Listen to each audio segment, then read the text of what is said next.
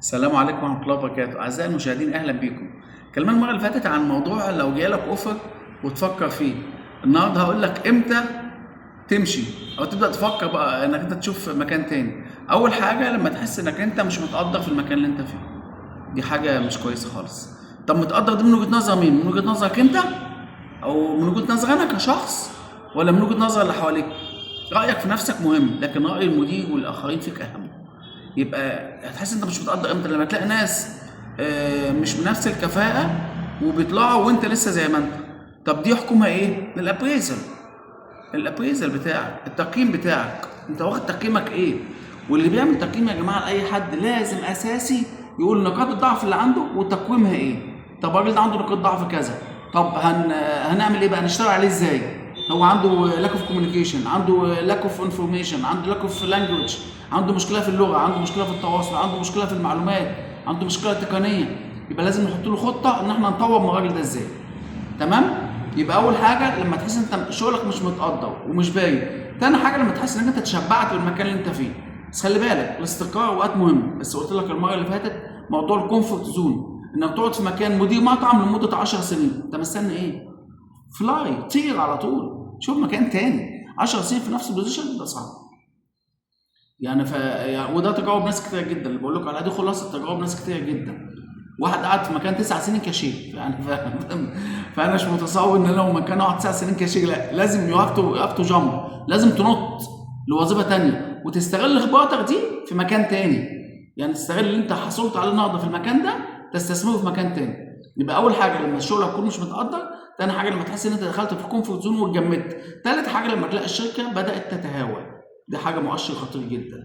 شركات كتير بدات تقفل فرع 2 3. طب انت مستني ايه؟ ما هو الناس خلاص بيلموا ازالهم وماشيين. انت مستني ايه؟ لا، ابدا برضه شوف نفسك ودور على فرصه ثانيه بره وفي نفس مجالك برضه. بس وانت بتعمل ده حط بالك حاجات كتير قوي.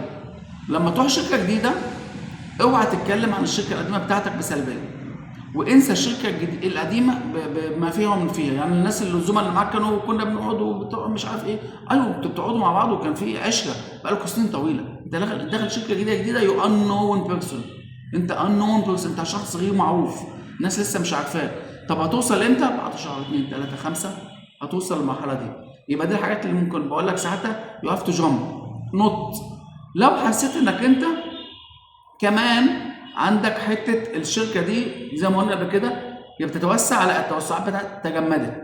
يعني لو كنا في شركه من الشركات قالوا احنا يا جماعه 10 سنين في 5 فروع، قعدنا 3 سنين 4 سنين في 3 فروع، لا، يعني هم قالوا احنا في خلال 5 سنين 10 فروع، سوري 5 سنين 10 فروع، يبقى في السنه فرعين. طب هم ما عملوش في الاربع سنين فتحوا 3 فروع، لا، يبقى كده في حاجه غلط، يبقى الشركه دي مش هتكبر مش هتنمو. وفعلا حصل لحد النهارده ما نموش، بالعكس قفل فروع عندهم.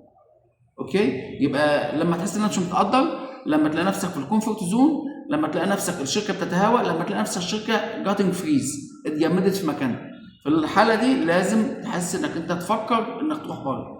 وفي الحاله دي عايز اقول لك نصيحه، روح بره، شوف زي ما بيقولوا انت تسوى في السوق قد ايه، اعمل انترفيو هنا وهنا، شوف اللي انت بتاخده الاجر ده هو مناسب ولا مش مناسب. ممكن تقول انا مرتبه قليل، لا، لما تروح السوق وتشوف اكتر مكان تلاقي نفس المرتبات دي ازيد 1000 ولا بتاع، مش محتاج ان انا اضحي بالمكان ده عشان اروح عشان 1000 جنيه زياده. برضه الاستقرار في الحاله دي مهم. الحاجات دي كلها لازم نحطها مع بعض، هي كده باكج.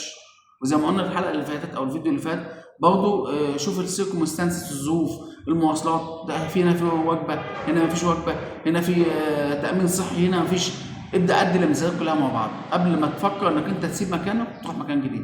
ارجو اكون افدتكم النهارده وضفت معلومه جديده، وما تنسوش تعملوا لايك وشير وسبسكرايب. شكرا لكم، مع السلامه.